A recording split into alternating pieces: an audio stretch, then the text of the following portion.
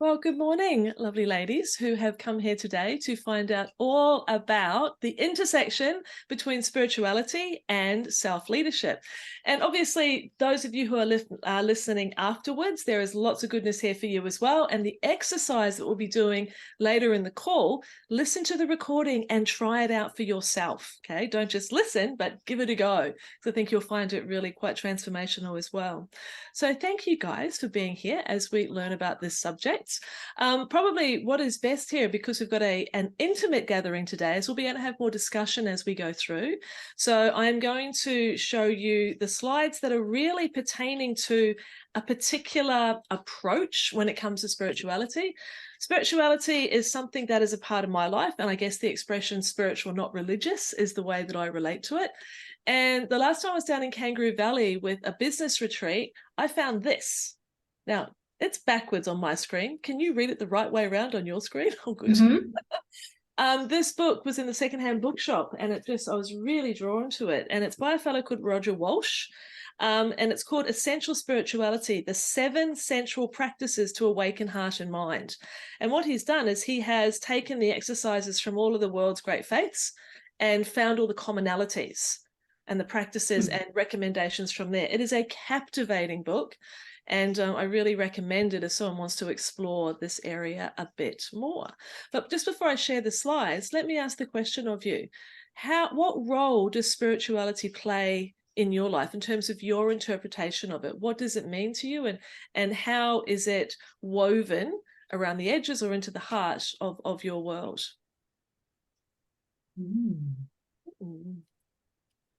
For me, the biggest spirituality is in nature. That's the one for me. But what about you guys? How does it show up for you? Yeah, I agree with the nature piece. And I feel the older I get, the more connected to nature and awareness of serendipity, synchronicity, opportunities, circumstances present themselves. And so it's about being aware and conscious and seeing those opportunities and being wise enough to know what to say yes to and what to say no to, but using intuition much more in my decision making than the quite masculine way of being in business, which is all goals, numbers, strategy, focused on the bottom line very often. And it's actually letting go of being too, I think you've said this, Ange, glass blinkers. It's being focused, but also wearing glass blinkers so that you can still be aware of opportunities and things that come up at the same time. So yeah, I probably would use the word intuition as a big part. Yeah, and nature is always sending signals to us. Yeah, absolutely. And a lot of what you've just described there is woven into some of the practices that we're talking about today. The more, shall we say, feminine approach, but it's the inside out. So it's being guided by the inside and it's being aware of what's happening on the outside. Those glass blinkers definitely help, which I'll define a little more later. Thank you. And how does that feel to you, Mel? And how is it different for you? Yeah, there's a lot of, I resonate with a lot of what you said, Carolyn. Nature is somewhere where I really feel at peace, and, that I tend to, it is a very spiritual place. I love being in the bush and the mountains, and it just feels very spiritual to me. In the work that I do, one of the first things we do when we work with clients is we look at the 3 parts of self, and the 3 broad parts being body, mind, and life force. And so we work, so I think through that, I've really learned to use that life force part of myself to get in touch with it more, to really kind of connect energetically with others, and just kind of really honor that part of myself more and be open to to that too. So yeah, I also love, I go and see a Reiki practitioner once a month and things like that. I think the other thing that I was going to say about honoring that part of myself is I've gotten a lot better at just being, rather than, I used to be one of these people that just had to be on the go all the time. And now, I can sit and meditate. I can do my mandalas and, things like that, and just be, or coloring and just being.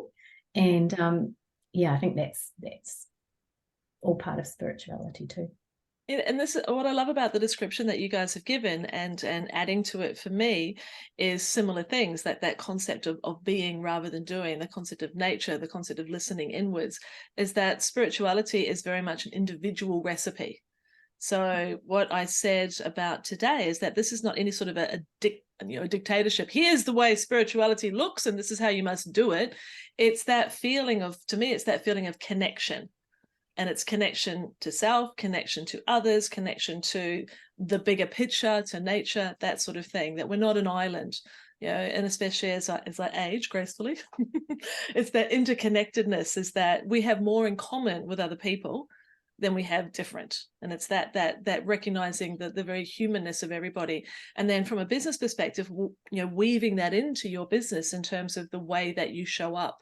And I guess a lot of it's the motivation behind, or inspiration behind, what it is that you do. And the idea of life force, I haven't heard it described in that way. The body, mind, and life force makes sense, because there's certainly an animating force within us, and it comes from somewhere. So it's that ability and that permission to define spirituality in any way that you see fit, with, I guess, the overall purpose of helping you show up as a more calm, content, centered person. Perhaps that's what it's all about. Okay, thank you for sharing those insights. So let's go and see what Roger and co say about this, and the different interpretations that I've given it from there. So this is number 8. It's the second to last of the self-leadership sessions for this season, before the 2024 community. So spirituality and self-leadership, and it's the journey to your authentic self, is the way that I like to look at it. So just a reminder, of course, this fits into the overall self-leadership framework, where we have the self-knowledge. Spirituality is a huge part of that. What are you connected to? The flexible thinking, the being open to new practices and ideas, the emotional intelligence, that grounding and being rather than doing, I think, is the connection there. The intentional action, the purpose behind the things that you choose to do. And of course, the vitality, that life force. I think I'd like to borrow that for a sec, Mal. That idea of being connected within nature. There is so much evidence and research that shows us that when we spend time in nature, we are revitalized. I actually just read an article in the Herald in the weekend, because the jacaranda trees are out here in Sydney. And there is definitive research that you spend 10 minutes staring at jacaranda trees or being near them, that your whole being is elevated. So it's a definite part of vitality as well. So after the principles, we move into practices, strategies, tactics, and tools when it comes to self-leadership. And today we're looking at specific strategies, which then come down into tactics that you can use. There is an awesome handout, which will be coming with the recording, which just summarizes some of the practices we're talking about today. So what is spirituality? Well, Roger, in the book, which I'll show you in just a moment on the screen, he's got some very ideas about spiritual practices, but this is an overall, if you do a bit of research online, the sort of definition that we hit here is that spirituality is that direct encounter with and realization of deeper truths and the values of existence. And it's all about understanding and connection, and to a large extent, personal transformation. In the recovery movement, they talk about a spiritual awakening. It's like you were blinkered, or had a bit of a mask on, and then suddenly you become aware of what it's really all about. And so what's a spiritual practice?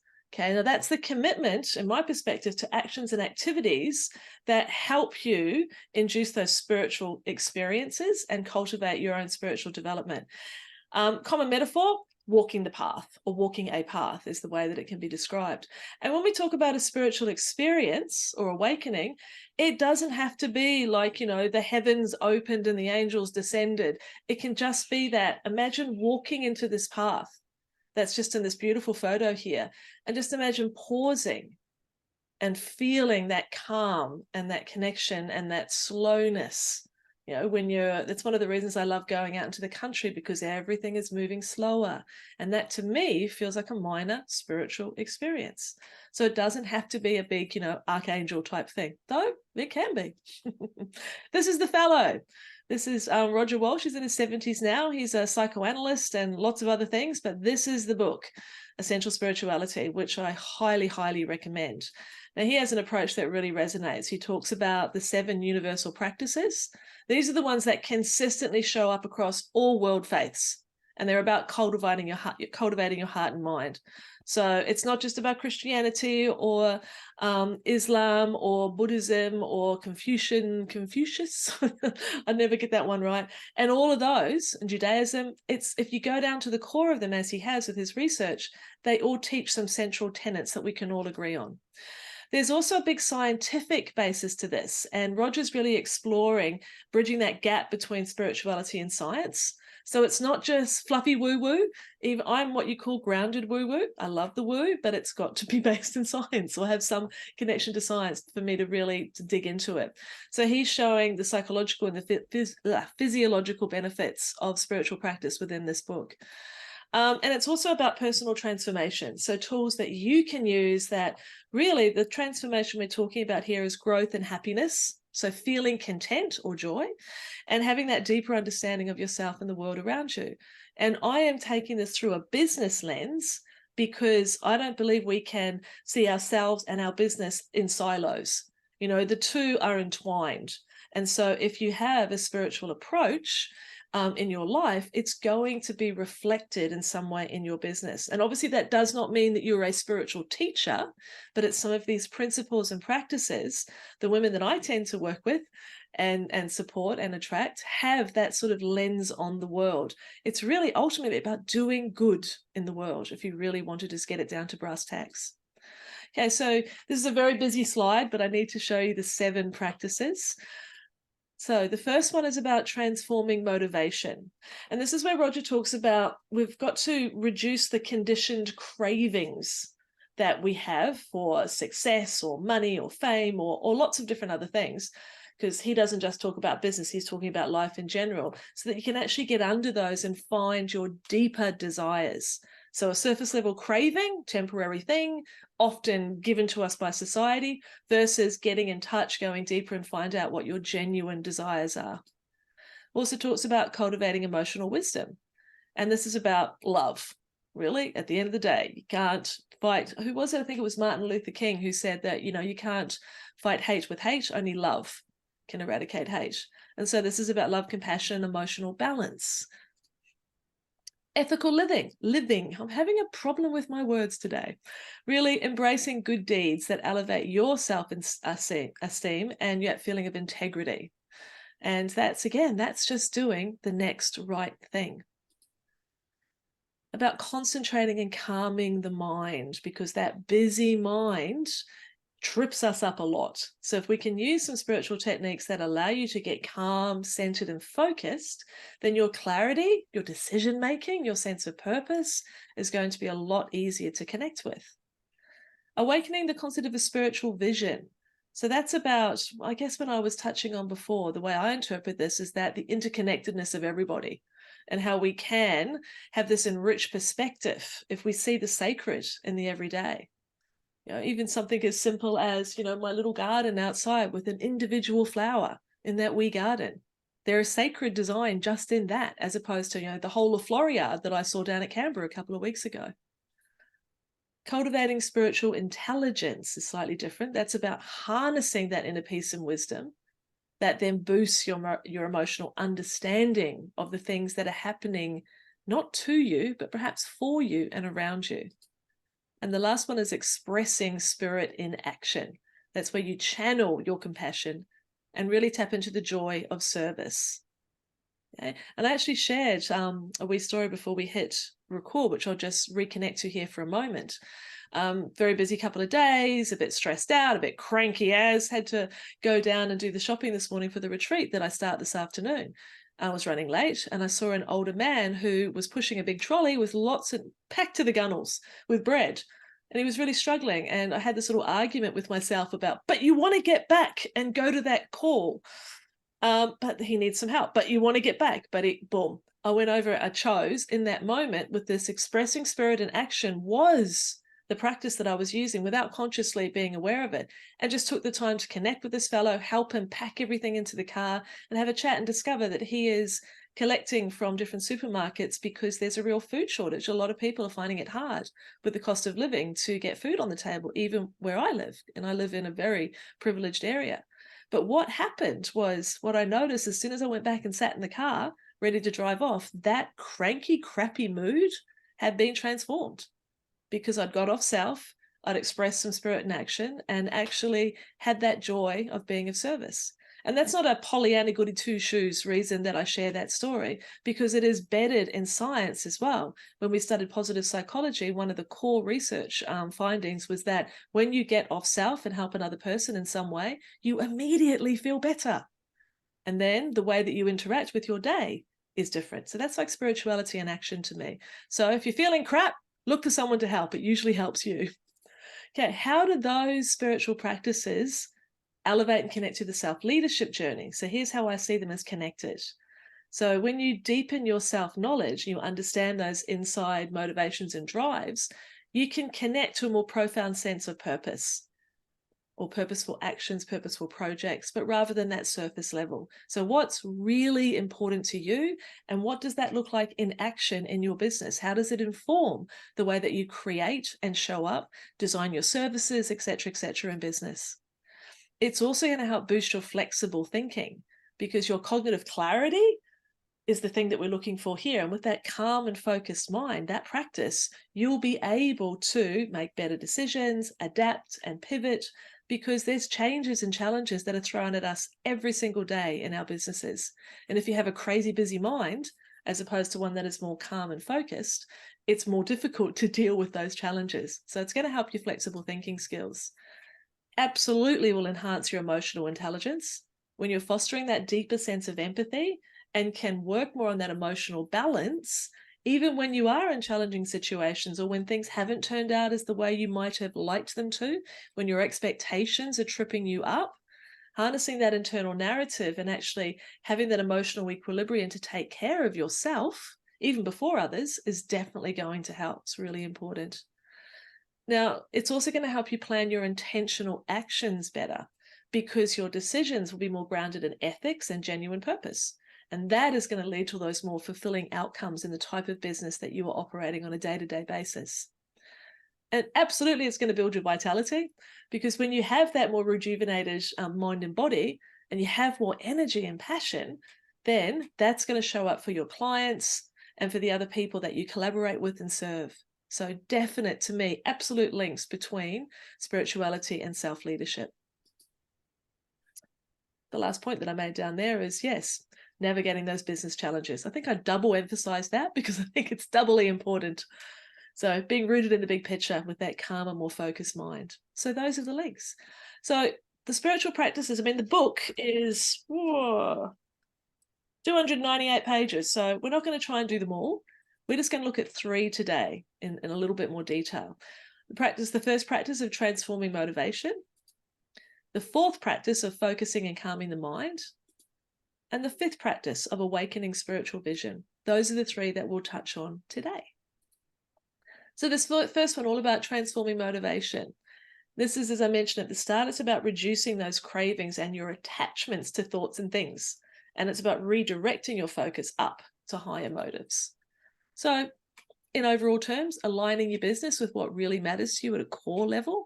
Maybe that's a passion you have, a particular purpose, or a real value that's incredibly important to you, be it creativity, equality, opportunity, whatever it is that it looks like for you, a core value that underpins your business in the world. Rather than going after those, as you mentioned at the beginning, Carolyn, the money and the numbers, et cetera, those are a part of our business, but they cannot be our business purpose and reason. Okay, so we want to be aware of them, but not necessarily connected to them. And it's about reinforcing this connection to you, to who you are, because you are at the core of your business. And that's going to allow you to make decisions that align with you. Like, I've got my values up on the wall because I want them to be a living part of what I do. And so the decisions that I make and the way in which I create my services, or I create things like this, it's got to be in alignment with my values. And one of my values is generosity, and another one is kindness. So those are going to show up in the way that I provide content and opportunities and experiences for people that are in my world. So how can your decisions be attached to, shouldn't use the word attached really, should I? In alignment with those values and who you really are. And so what this does, it creates that deeper clarity in the why behind each thing that you do. And if you've got that feeling of clarity and alignment, then it's much more fulfilling and sustainable to be in business. And you're going to be less swayed by the ups and downs that are happening out there in the world.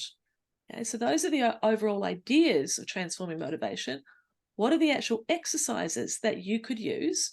And these are in the resource that'll come out, along with exercises for every one of the practices. But here's some examples.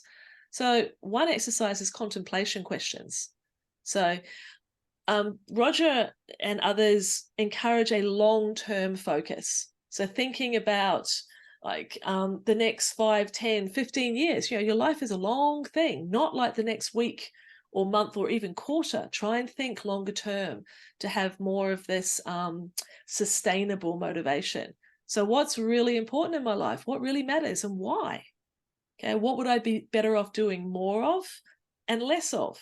So really sit with those questions. If you're thinking long term, if you're not thinking what I'm going to, the tactics I'm going to be implementing in the next week, but if you're thinking about that real heart of the business over a long term, then think about these pieces, because what's really important could change. So that's a journaling practice, those contemplation questions. Another one is mindfulness meditation. Okay, mindfulness meditation, you've heard of them a million times. And the reason why is because they bloody work. They are important, that idea of being here now. And that also, if you have a practice of connecting to what's going on for you, and I think interoception, I think is the word, which is where you're aware of what's going on inside your body, then that helps you really tap into what's important to you, as opposed to just those superficial needs that we may have shoved in our face again and again and again when it comes to business goals. But what are yours? Okay, daily intention setting. So just an example of how I turn those two practices in together is that when I come down to my wee office, I sit my ass on the meditation cushion, not for a long time, but I have a particular music playing, and I just do a body scan and then a check-in. And I have a affirmation, which is connection, love, service. And then I try and take that energy to the desk when I'm actually working out what are the things that I'm working on today, and setting that intention of, it's going to be a focused day today. It's going to be a positive day today, whatever it is for you. But it's just that transfer across to set the intention that's going to guide the feeling of the day. And gratitude practices. Again, this isn't an original one, but the reason it comes up again and again is because it works. And the simple idea here is that list 3 things you're grateful for at night and make them different. They don't have to be, the roof over my head, etc. Food on the table. Look for little ones, little ones. Like for me, an example here is the quality of the conversation that we had before, when we very first started this call. That to me is something to be grateful for today. And this is about focusing on what you have rather than what you don't have, because it begins to give you a lens through which to view your day. Okay, because you'll find what you look for. So if you look for why is my life crap and why is this work so hard, guess what? Your brain will give you those answers. So we are trying to shift our perspective. Okay. Practices to focus and calm the mind. So the idea here is about taking control of your mind and purposely directing it, because it's bloody noisy and demanding out there all the time. So we're really trying to direct and sustain our attention on single task or thoughts, trying to minimize all the distractions and the stray thoughts. Now, as a person with ADHD, this one's a challenge, but Fortunately, with the medication that works for me, it's become a lot easier. But it is a conscious choice. When you're working on something and something else pops up, then how do we stay on task? How do we clear our mind and come back to there? One of the ways in which I find it's really helpful is to have what I call the net, which is just a spot where you just write down the stray thoughts when they come in, so that your mind can then relax. Okay, you've noted that, you won't forget it, so I can stay on task. That's a momentary move. So when your mind is calm and centered, it's also easier to think outside the box, to be creative, to adapt, and to view things from multiple perspectives. I like talking to clients about taking an idea or a belief or a challenge, putting it on the coffee table so you can walk all around it and see it from all angles. Because when it's just sitting in your head is not a filing cabinet, and that will just not make you calm. So get all those thoughts out, put it on the table, have a look at it from different perspectives. Just tell this person I cannot talk to them right now. And that concentrated mind, this is a really important one. It reduces mental fatigue. So when you're mind wandering, overthinking, questioning, doubting yourself, it's exhausting. Okay, the brain burns, I think I've forgotten the figure, but it's something like 32% of the calories that your body takes in are gobbled up by the brain. It takes a lot of energy to run that brain. And the brain hates uncertainty. It likes to know what the hell is going on. So if you're all over the place, it's going to be harder. It's going to take up more energy, and vitality is important. So what are some exercises that we could use? Breathing. This one amazes me at how simple it is and how often we forget it. Just when you can feel yourself flittering in that, just to pause and use box breathing, in for 4, hold for 4, out for 4, hold for 4. Just do that. Alternating nostril breathing, or just some calm, deep breaths. It is the best way of calming down that parasympathetic nervous system, and it can happen really quickly, especially before you're about to make a big decision, hit record, go to a meeting, whatever the case may be. Another one is single tasking, so making that decision to only work on one thing. We have a reputation as being multitaskers, but the fellow who wrote Stolen Focus, Johan, can't remember his surname right now, I just watched a video for him last night that they've done research here now that actually shows that the context shifting that's happening in your brain is going on. Even if you believe that you're multitasking, you're not. You're minutely focusing on 2 or 3 or 4 different things at the same time. And there is also always a decrease in your efficiency and your productivity and your creativity when you keep context shifting. Oops. Visualization is a really good way to focus and calm the mind. I spoke about that I sit on my little mat and just do the body scan all the way through that I learned at yoga, and that really helps. But you can do other visualizations. My husband visualizes being on a golf course and playing a couple of awesome holes. That's his way of calming down. It might be different for you. A digital detox. Yeah, specific times in the day when you're free from the screens, so that cognitive load is taken away. We spend so much time on our devices these days. It's the way our world's set up. But nature calls as well. I love, Carolyn, you've spoken in the past about a sit spot in nature, where you're just out there in that same spot and being aware of what is happening each time you're there. Notice the differences, notice the changes, notice the calm. Because when we keep going to a same spot or doing the same activity, our brain begins to recognize and goes into calm mode quicker when we do the same thing often. And mindful walking. Mindful walking, really focusing on each step. This is mindfulness just means being present, basically. So you can mindful walk, you can mindful wash the dishes, you can mindfully fold the laundry, you can mindfully do many things. But it's by being mindful about what's happening right now, what you said, Mal, about being rather than doing, I love the expression, it's a mental palate cleanser. And on the walking front, barefoot walking is extremely powerful for mindfulness. Tell us more. So at a writer's circle on Friday, the closing circle, we began the day with a barefoot walk. And it just really gets you grounded to the earth, and you actually feel the grass. And so it just really helps you focus and concentrate. And ground. Also than if you're just walking in your trainers or your shoes. Yeah, so barefoot walking is really powerful.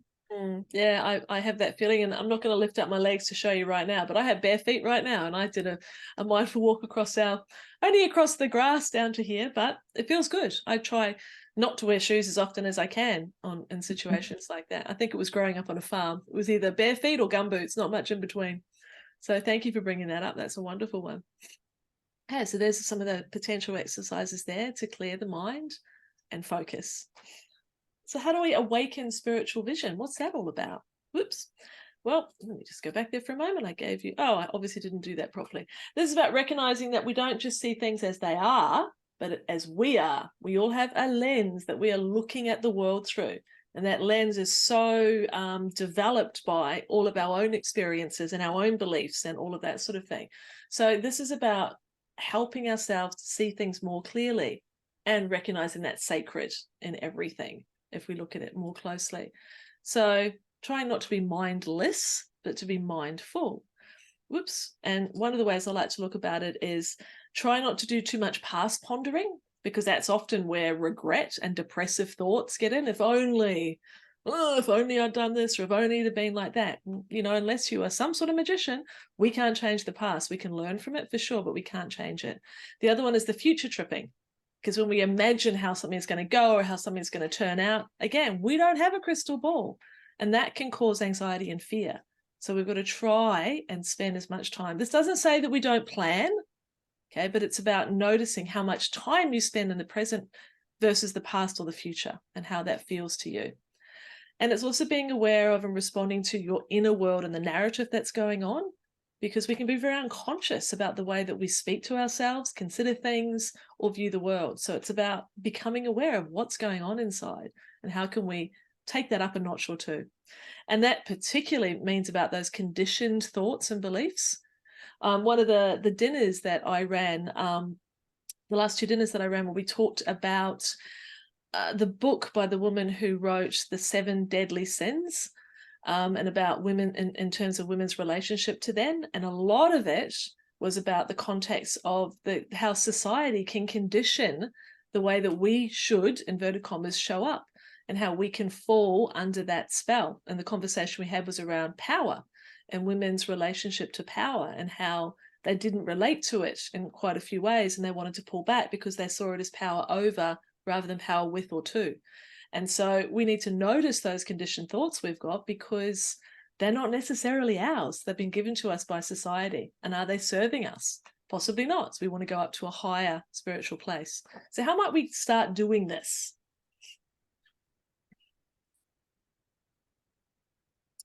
Okay. Nature breaks, spending time in nature, even if it's only for a little short walk. Again, showing so much that it has a huge impact on our thinking of the big picture, thinking broader, wider, deeper if we spend time out there. The mindful moments about being here now. So pause, during the day and ground yourself, and just, where is some beauty in the moment? I'm really lucky. I've got this gorgeous view right outside my office window. So there's my chance many times just to pause and enjoy the day. Or hearing my favorite sounds, a magpie calling or a kookaburra calling. That's a time to pause and find and appreciate that beauty in the moment. Art and music and inspiration. Surround yourself with art and quotes that elevate you or shift your perspective, and listen to the music that lifts your heart. That feeling again of that internal expansion. What works for you? I've got quotes all around me here and plants and things, and that really creates an environment that's going to give me a better opportunity. Contemplative reading, like this one, but many others as well. We're always sharing, alternative books that we could be reading that give us that sort of connection to a bigger picture. A vision board, to visualize and connect with your spiritual and your business goals. So something that, that is the manifestation of what's in your head and your heart. Now, I'm not saying that I'm a big believer in, well, it's on the board, therefore it will definitely happen in a metaphysical sense, but in terms of being able to connect to a bigger picture and aligning yourself with an intention, it makes perfect sense to me. And I do have one up on the wall. Okay, so those are just 3 of the different practices and some suggested exercises. And as I'm saying, in the resource that comes out with the recording, there is suggestion, those and other suggestions for every one of the practices. You'll probably find when you have a look through there that there's ones that you are doing anyway. Okay, and there might be 1 or 2 that you want to add, but it's not about burdening you with all of these ideas. It's about selecting 2 or 3 perhaps that you'd like to weave into your world to help you embed more of the spiritual approach. And so it's not about, walking through the world without touching the ground. It's about how can I have that authenticity, in the core of my business that really reflects who I am. So what I would like to do is do a guided exercise with you about setting mindful goals, okay, which will take about 7 minutes according to my working out. So the purpose behind it is to look at how you can integrate some spiritual vision into your business goals and to perhaps transform your motivation a little bit by aligning with this broader perspective and to get you that lovely calm and focused mind through the process. Okay, so would you like to give it a go, ladies? I will stop sharing the screen for a moment. Okay, so what I need you to do, if you're comfortable, you can have your video on or off, whatever works for you. Do not mind. Lots of people here don't have video on, which I totally understand. So sit back in your chair and get really comfortable. Okay. So I want you to center yourself. I want you to close your eyes and take one of those beautiful, deep, long inhales. And then let it out long and slowly. And I want you to feel the weight of your body on the chair that you're sitting on, and let your feet feel the ground beneath you as well. We want to be grounded and present as we go through this experience. Okay. Now, what I want you to do in this calm state is imagine your business as it stands today. Think about the tangible things that it produces or the services that you provide. Just pause for a moment and see them clearly in your mind, however they show up for you, whatever visual impression you get.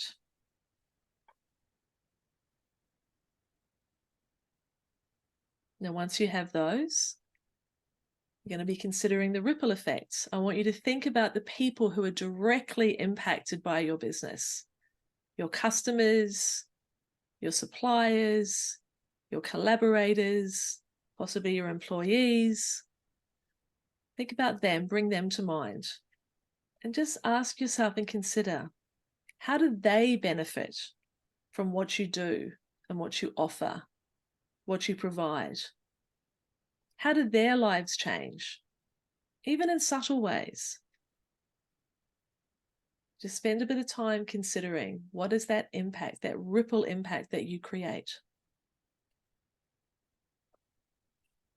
Hopefully, bring a smile to your face while you think about this, because there's no doubt that they are positively impacted by what you and your business provides.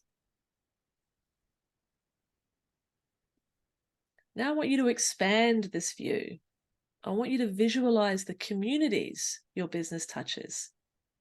How might they be different because of your business and services? How do those people that you directly help then go forward and impact their communities and their families and the people that they touch?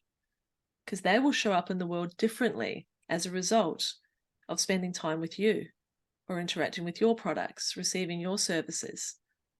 So imagine that chain effect, that ripple effect out further. We'll spend a moment imagining that.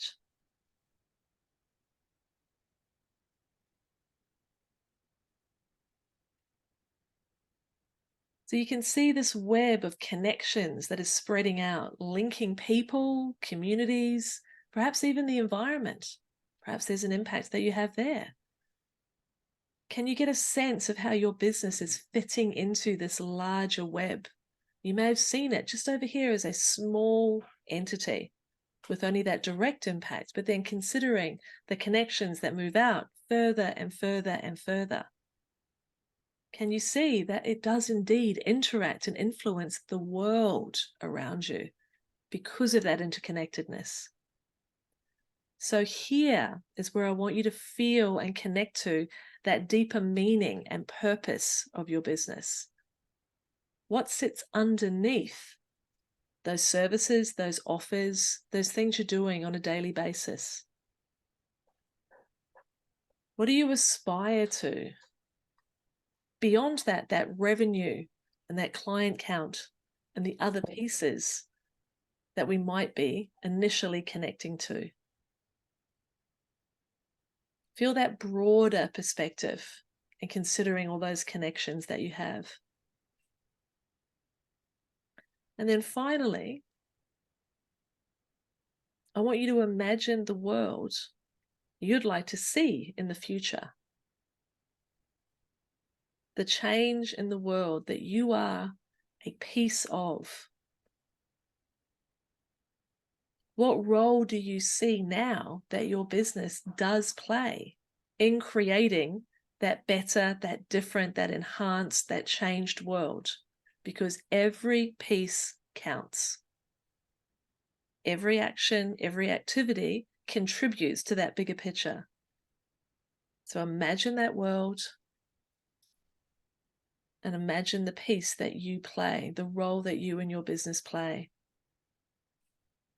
And consider, is there anything else that you want to add or elevate when you think about that connection to the larger purpose? Just let that settle into your heart and begin to expand out.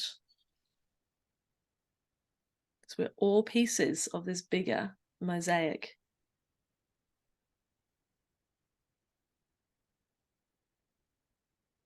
Now I want you to take one more very deep, slow, big breath in and bring with it all of those images and those feelings and those ideas and those sensations. And when you're ready, open your eyes, come back to this present moment and keep those insights and those revelations that you've had during this wee visualization with you, that deeper and broader and more enriched feeling. And then pop your camera back on when you feel ready.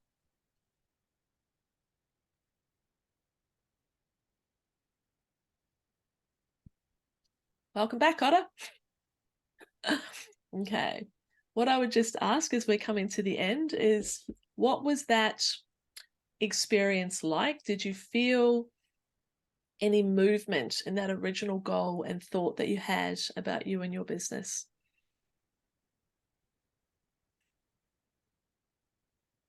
Yes, definitely. Would you like to share a little? I loved that. I Yeah. just loved it. It was gorgeous.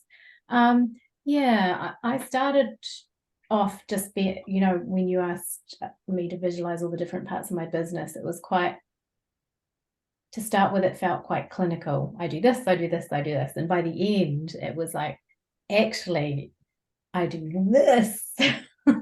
And that's what I'm here for. Yeah. So it was very expansive for me. Beautiful. And that is quite a natural process to do when we step into that shift from, well, I provide this service and I do this thing, to actually seeing that bigger picture. And it's there, it's all there waiting for you. And it's that feeling, I believe, which then provides that transformation in terms of our motivation and our sense of inspiration, because it's that, that piece in that much larger mosaic, and an incredibly vital and unique and individualistic piece that has that broader impact. And that's exactly the feeling of that more spiritual connection to that greater good. Doesn't mean that you know, you now start to wear different clothing and, you know, light a candle before each client session. We're not going, you know, again into that real woo category, though you can if you want, but it's just hopefully to show you that that spiritual possibility is just waiting there for you to tap into, and then it feels very different with your approach to it. Thanks, Mel. How about you, Miss Carolyn? I struggled to concentrate, to be honest, because I've got a few projects going on, and I was like not able to really identify which one I wanted to focus on. So I'd kind of like to do it in nature, I think, with one of my projects with a bit of clarity. So yeah, I did struggle with it. That's a really great point, and thank you for that. And so you got the opportunity with the recording to have a listen into that again, or what I might do is just record it as a single MP3 as well as an audio file, just that actual visualization part, because yes, I understand that there are different aspects to your business, and it would have been tricky to pull them all into the same room because they sort of hold hands, but they're not necessarily all on the same team at the same time. So I would take a piece like Brave Woman Write, and I would use the like the women's writing circles as a great example of an area to focus and then expand on in terms of that feeling. I think there's already a lot of heart in your business, but I think this could also just help to elevate it and connect you to it a little more, because definitely the big picture girl. But thank you for the honesty with that as well. I'll definitely do it again. Awesome. Okay, so probably the last thing to share is this is a quote from Roger, which I really like. I'll pause and let you read it.